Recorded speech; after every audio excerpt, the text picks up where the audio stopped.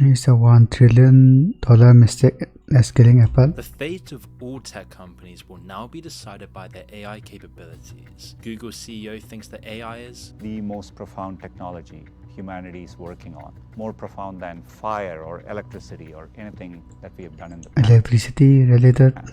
Microsoft CEO said that with I don't think anyone can survive without electricity. AI, we are going to go to the next level of abstraction. Zuckerberg's even spending billions poaching the best AI researchers to work on their own AI replacements. We're trying to build a coding agent that basically advances llama research specifically. I would guess that like sometime in the next 12 I to don't think anyone's beating ChatGPT anytime soon.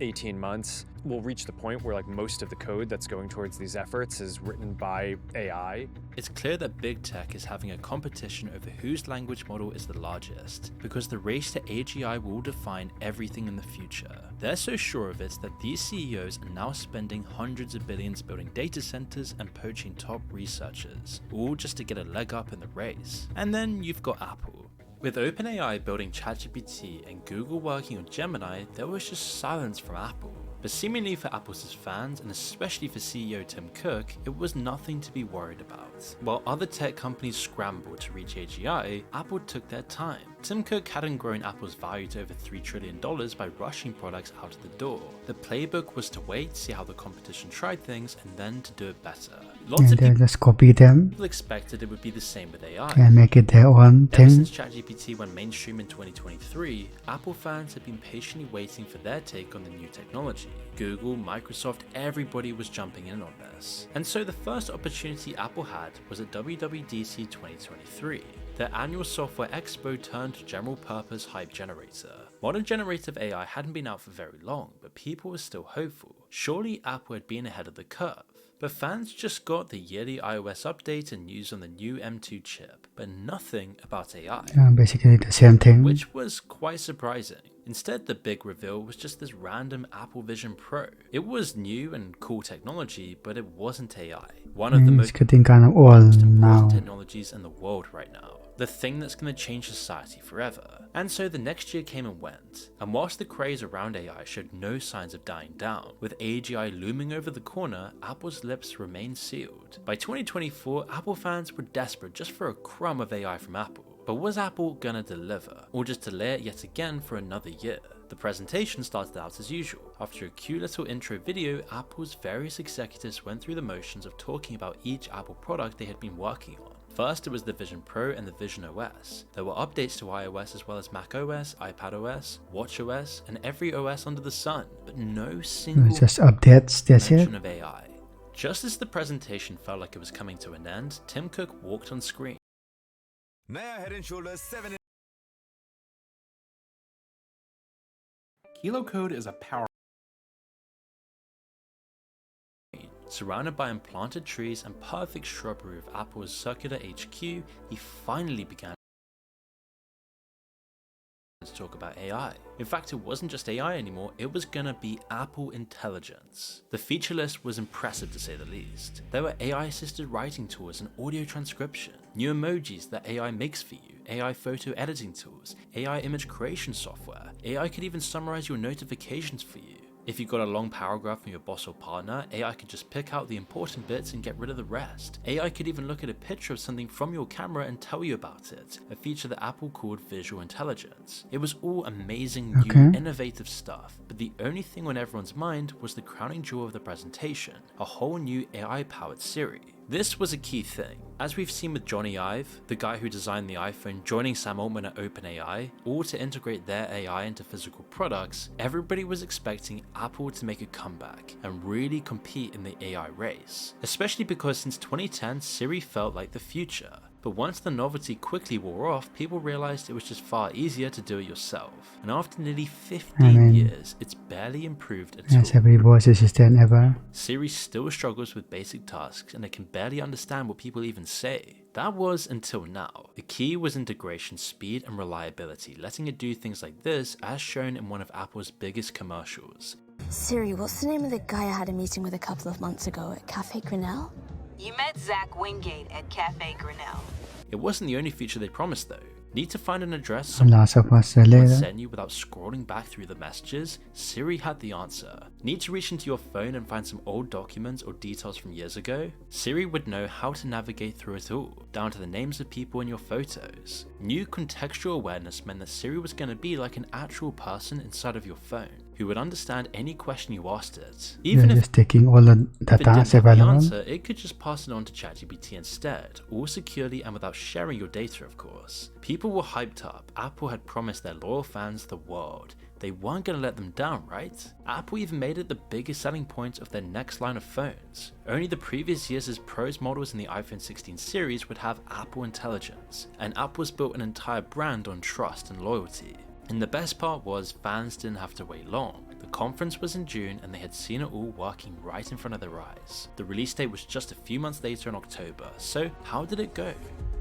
You know how Siri used to make life easier by doing the heavy lifting for Apple users? Well, Video AI is doing the exact same thing for video creation. It's like having a virtual production studio in your browser. No cameras, no crew, no editing timeline. Just your idea and a text prompt. Just type in what you want to make a video about and Video AI transforms it into a full-length piece of content. Imagine having a personal assistant who can understand your emotions. It's that easy, and yes, it's game-changing. With no timelines, no learning curve, you get a full-length video in minutes. You can clone your voice or edit the video with simple text commands like make it feel more dystopian. Yeah, that's cool. It isn't here to compete with human intelligence, but to complement it as your creative partner. AI might seem like a threat, but when used right, it gives you more space to focus on the parts of content creation you truly enjoy. AI isn't here to replace creators, it's here to empower them in meaningful, practical ways. And start turning your ideas into stunning videos today.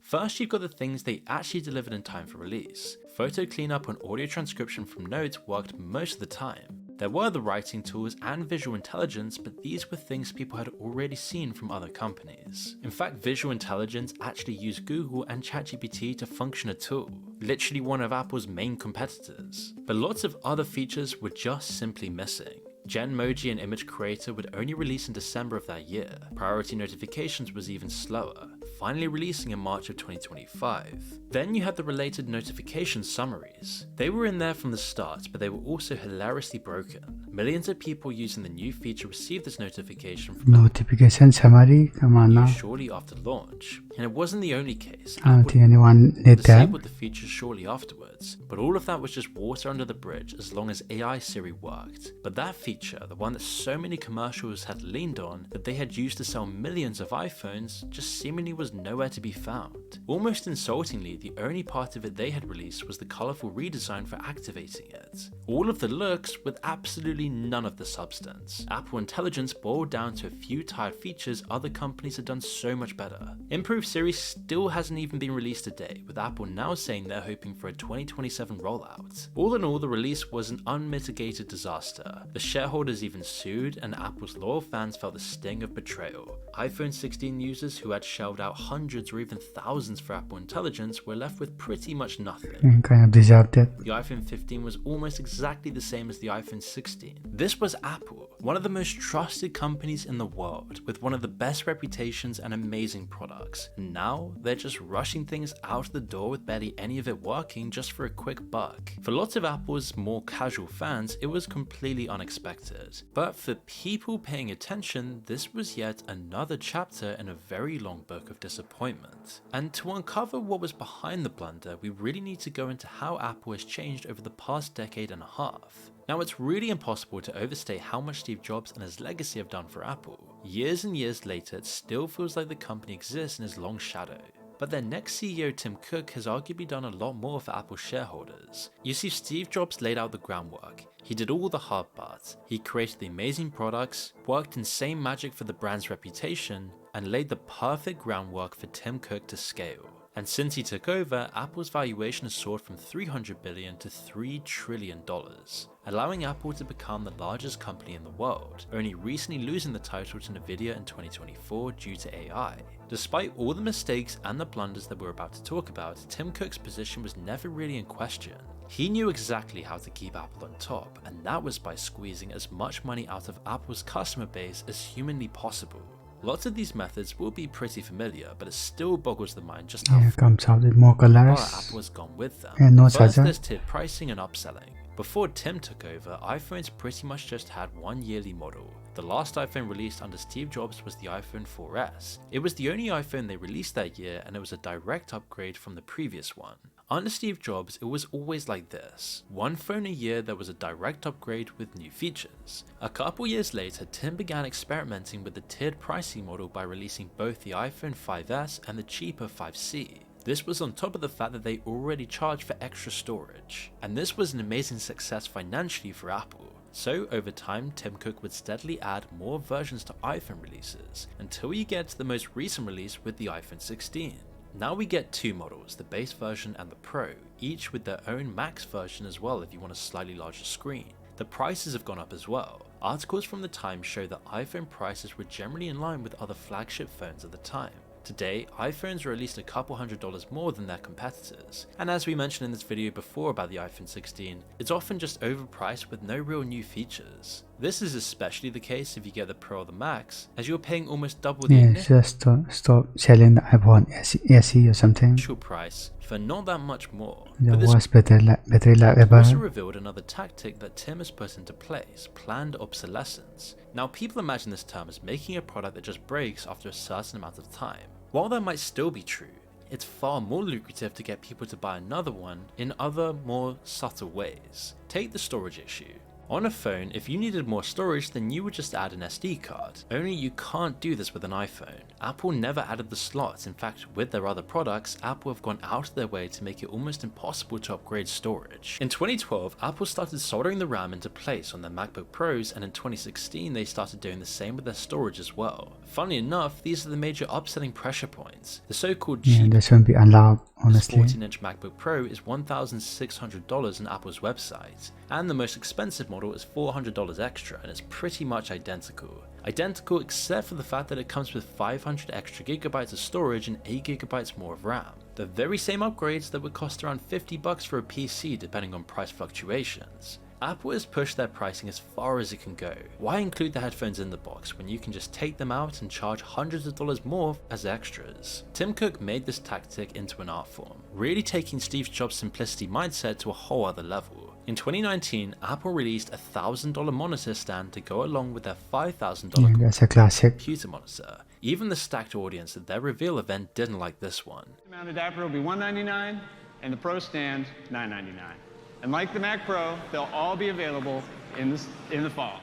It's peak Apple $1,000 for a price, and something monitor so absurd you stand. wouldn't even believe it if it wasn't true. Yet even with all of this, Apple has been growing other areas of revenue far more than their products. As you see, a massive amount of Apple's revenue now comes from services, not their products. It isn't just their actual subscription services like Apple TV Plus either. Apple makes tons of money from their strange system of insurance subscriptions. Apple Care can give you insurance for your Apple devices. You're actually likely to need it as well, considering how hard they make it to repair their products yourself. But even if you pay the subscription fee, which isn't cheap at all, it doesn't cover everything. Another sneaky source of income has been the App Store. Before 2020, Apple used to charge a flat 30% commission on any transaction made through an app on iOS. Lots of companies just passed it on to the consumer. Patreon subscriptions, for example, were just more expensive through iOS. But Epic Games, who were shelling out millions and millions to Apple from in-app purchases in Fortnite, weren't happy about this. So much so, they sued Apple for what they saw as monopolistic practices. But after years in the courts, Apple won most of the case. They could still charge their commission and it was all over, right? Well, not exactly. The only caveat was that Apple had to let apps direct people to outside payment services which Apple couldn't take a cut from. Obviously they didn't want that, so they stood in the way as much as possible.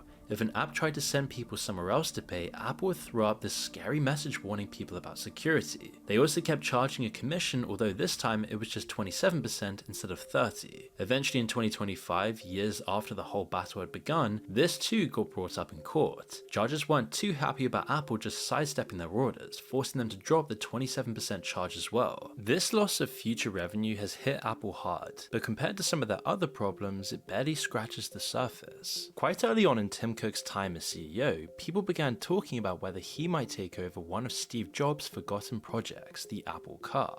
For most of the 2010s, Apple under Tim Cook flirted with the idea There's a of car? getting into the automotive industry. If they can make the first real self-driving car, Apple would corner another market potentially for decades to come. It was a big dream though, and at first it didn't go very well. In the early 2010s, Apple discussed various deals with car companies, only to back out of all of them later on. Rumors were flying, but Apple never announced any progress themselves. It was clear they were still interested though, and by 2015, Tim decided they could just do it themselves. He started pouring billions into the research, hiring over 1,000 engineers to work on the project. And 2016 saw Apple rehire a retired executive to try and kick things into shape, with more layoffs and new hires. But then it just went all quiet again. A 2017 report from the New York Seems like it's not working out. Times even said that Apple had given up. But later that year, Tim Cook announced that they were in fact still building an autonomous car. By 2018, Apple registered some self-driving cars with the California regulators. They were even testing them out on the roads, but an actual product release was still years away. A 2020 report from Reuters estimated a release date at 2024, but then things just went quiet again, this time for years. It wasn't until 2022 that we really heard anything again. This time, Bloomberg reported that Apple was delaying it again until 2026, and that the car would only go on the highways now. 2 years later, and even that was walked back, and in an internal memo, Apple cancelled the project entirely. The remaining staff working on it were laid off, and the whole thing was just shelved indefinitely. Tech companies are obviously no strangers to burning money. Just ask Zuckerberg how his metaverse is coming along. But some reports say Apple spent over $10 billion on the Apple car only to end up with just nothing. And it really puts things into focus. The whole mess sheds light on how Tim Cook has run Apple since becoming CEO over a decade ago. Instead of a unified vision for He's just wasting money. future, it's all become too large for him to control. He's been great at extracting value from customers. He's the best in the business of that, and it's made his shareholders very happy. But leak reports and the evidence we've seen paint a picture of a man who's lost control of his company. It especially comes into focus with how badly they botched some of their recent releases. The Vision Pro is an easy example as well. These massively overpriced goggles don't really offer anything in the long term to the average consumer, even if they could afford them. They were never meant to be a mass market product, more of a tech demo for the future possibilities of the product. Even with Apple's signature touch, there were clearly lots of problems to iron out. The biggest is that most people can't wear it for more than half an hour before they feel physically sick or exhausted. Batteries are a huge problem with this as well. Either you just plug it in, wear a charger back, Not even a movie, come on. or lose all the functionality when you throttle the power usage. And with AI taking center stage as well, and with Ray-Ban Meta glasses, it's just a product that's very easy for people to forget about. And it all makes you ask, what's really going on within Apple? Well, we know a few of the details, and they aren't pretty. A report on Apple's internal workings has shown the world that things have been dysfunctional within Apple for years. For Steve Jobs, Siri was one of his last pet projects. Ever since he saw and bought the company behind the earliest version of Siri, he had believed it was an integral part of the future of the company. Under Tim Cook, Siri was first worked on by Apple's AI team. An executive called Robbie Walker ran the day-to-day. And according to insiders, he put much less pressure on the team compared to other parts of Apple. Under him, development crawled along at a snail's pace. Sometimes it would change hands. Apparently the software development team also had a go at working on Siri at some point. But despite this team's reputation as harsh taskmasters, it doesn't seem like they had any time to make a difference. And as the AI revolution is unfolding in front of our eyes, years of inaction has blown up in Apple's faces. What could have been the future of Siri, which they had ignored for years, was making other companies billions. Apple clearly needed to get ahead in the AI game, but the company was and still is so fractured that they haven't gotten anywhere. At WWDC 2024, when Apple showed off all the new features that Siri would apparently have, it surprised the world. Apple Intelligence will enable your iPhone, iPad, and Mac to understand and create language, as well as images, and take action for you to simplify interactions across your apps. But apparently nobody was more surprised than the engineers actually working on Siri. Lots of Siri's AI intelligence was completely faked. Apple has been doing this for years, but it's a real problem when they can't deliver the real thing later on. The engineers actually making like showing a trailer. a smarter Siri weren't anywhere near finished. They hadn't even tested it. Yet there it was, front and center of the marketing material. Release was just 2 months away, and they knew they had pretty much nothing. Owing to this disaster, the software team are now back in control, but Apple has a long way to go before their AI team is competitive again, and it might actually be too late, as lots of other companies have been pouring all of their income into AI. It's now just common for tech companies to poach the smartest engineers and the most effective executives from each other, often using $100 million pay packages as bait, especially when it comes to AI researchers. And Apple has lost lots of its key engineers just recently as Meta poached 2 of their best and brightest minds after stealing their boss. It's clear that Apple is absolutely floundering with AI.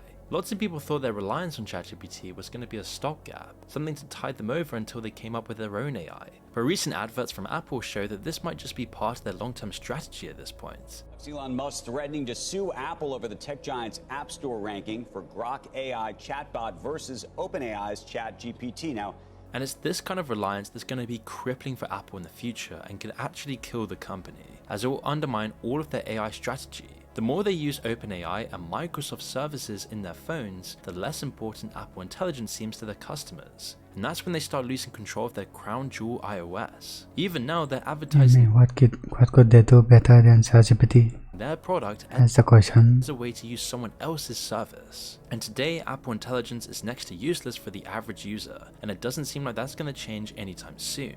People bought the iPhone 16 specifically for Apple Intelligence, and even with the 17 on the horizon, it still hasn't really released yet. And the question is, how long is it going to be until people just switch to a phone, computer or tablet actually made by the AI company whose software they use? Already Johnny Ive is making this stuff for OpenAI, and that's just one relatively small company in the tech space. All of this points to Apple as a company that's good at extracting value from its customers today, but not much else. Now with everyone banking on AI, Apple is too far behind to ever compete. Years of stagnation have left them unprepared to deal with this, and the company is so internally divided that change comes very slowly anyway.